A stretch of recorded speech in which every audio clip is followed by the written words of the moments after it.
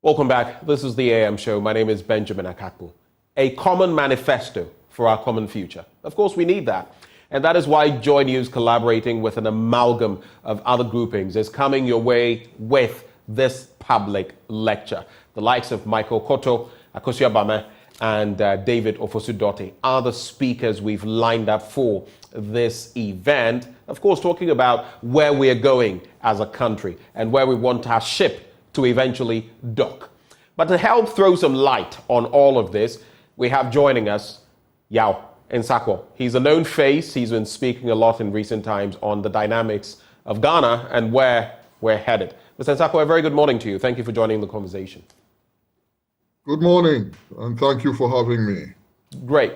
Now, this is a bit of a novelty, though it technically isn't, because we've had a series of such in the past. But why this public lecture? What is the reasoning behind this at this point in time? Well, you use the word reasoning. Democracy itself, Professor Amartya Kumar Singh, the Nobel laureate, described as public reasoning. A huge part of what makes democracy able to deliver development is that through public reasoning, there's the scrutiny of those who are in office, and those who are being governed are also able to channel what they feel should be the priorities.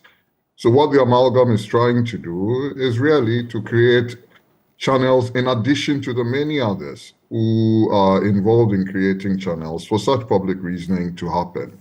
And the public lecture is just one article of that expression. And of course, we have this coming up at the British Council. But I'd like to find out, looking at the speakers that we have lined up, Michael Koto, someone I know personally, Akosia Bame as well, someone I know personally. What would you say are the crucial areas they are going to be addressing when they take the stage in a few days to come? I think the first thing is to say that David Ofosu-Dotty is the main speaker. That needs to be established clearly. Indeed, he is. Yes, Michael and Akosia are panelists. Well, all the people you have mentioned are very distinguished personalities in their own right. They are great achievers in their own respects, in their chosen areas of endeavor. David is a well-known personality on the Ghanaian landscape, as I understand it, very highly respected, independent-minded. He's also a very experienced and a world-class entrepreneur in terms of his exposure. He does business in international circumstances in many countries of the world, and therefore has perspectives on how to manage the productive forces in society in order to create the prosperity that we all long for, so we can share that prosperity equitably and improve livelihoods. And what he will be sharing are some of his ideas on themes that we should be thinking about as we carve out development pathways for the future of our society. You yourself have espoused your own thoughts on some of these matters. You've had some of these public lectures. How excited are you that we have other people of such consequence also joining the fray and sharing their thoughts on these matters? And what are you hoping is going to be the impact of these lectures? If they were not going to attain anything, we wouldn't be organizing them. So what are your expectations when all is said and done? Well, yes, first is that I'm supremely delighted that many others are participating, not just the amalgam, other people are speaking. And it's very interesting how quickly the landscape changes, because on the 25th of July, I spoke. And I remember that when I was interviewed by some of your colleagues, if not you yourself, the main thing that you had on your mind, and I also remember that you interviewed my colleague Kwame Sapon-Asiedu, and the main thing you had on your mind at the time was, why is the middle class not speaking? It's quite interesting that a few months down the line, people are saying, oh, everybody's speaking, what is it going to change? That itself is progress and evolution. Without a conversation, as I have said before, without public reasoning, you cannot have functional democracy deliver development. And it is important that the people who are speaking are not reflecting groupthink. It's not just a homogeneous globe that comes together and talks, but it is diverse points of view, independent-minded people I mean, David is not speaking on behalf of any group. What he will be talking about are his own views. He will be speaking on a group's platform, but they are his own views. When we organized these public lectures, when I spoke, I was under absolutely no obligations to reflect any point of view by any group. It was my views. When Kwamsa Ponsiadu spoke, it was the same, and it's the same for all the panelists who appear as independent-minded people who put their thoughts on the basis of experiences that they have gained in life about some of the things that we should be considering at this point. And of course, it's a public event.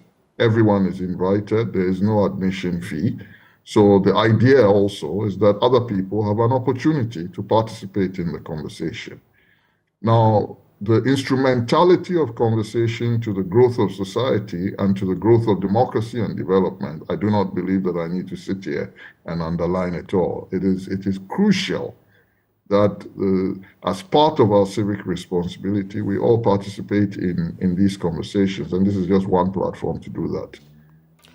It is interesting that you speak of that civic responsibility. All of us are involved, and all of us indeed end up shaping the course of our country. I was going to ask about who could participate, but you've already answered that question. What I am concerned about, though, is it a hybrid event so that there's going to be a virtual aspect of it that people can join in? Is that available?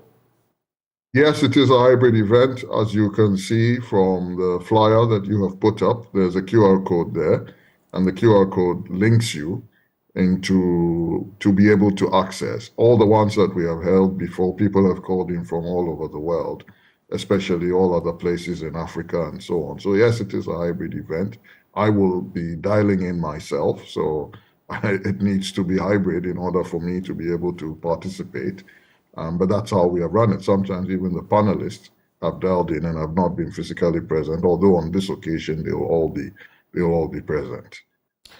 So let's all look forward to that, a common manifesto for our common future. One of the things that has been said time without number, time and again, is that we have these political parties throwing manifestos left, right, center, forward, backward. But do they reflect really where we want to go as a country? And that's why you ought to partake in this event and contribute as well as we shape the way forward. The D-Day, of course, November the 28th. It's a Tuesday, and the start time, 6:30 p.m. The main speaker, David Ofosu-Dorte, other panelists, Michael Koto and Akosi Abame, our very own Evans Mensah, will chair that event. Any final words, Mr. Nsako? No, I'll just say it's a rare honor that David has agreed to do this. He is, by any definition, any criteria on development matters and many other matters. You know, professionally, he's a lawyer. He's a distinguished thought leader. And it's a very high caliber, even if I say so myself, assembly of panelists.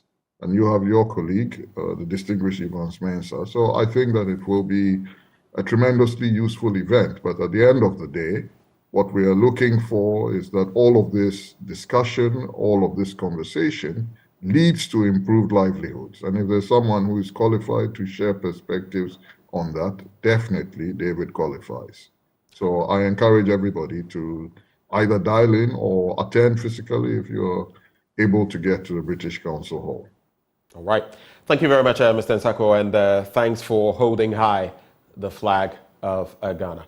Mr. Nsako, they're speaking about that public lecture coming your way on November the 28th. It's a Tuesday, 6:30 p.m., British Council. Like he said, it's both virtual and physical. Whichever way you'd like to participate, be there, partake in it, and let's all shape Ghana for better. But when we return after the next break we're taking, the Multimedia Group is partnering the GIZ for a climate change thought leadership this week. Yes, there's a lot of thought leadership going on, and that's part of what we mean to do to impact society. Now, the EU's Climate Diplomacy Week is a platform for engaging with critical issues concerning climate change and sustainability. As part of this year's event, the EU presents a panel discussion that delves into the vital topic of building climate change adaptation capacity at the very least level, the micro level, farmer level. We'll be telling you more about that as we engage our guests later on the show.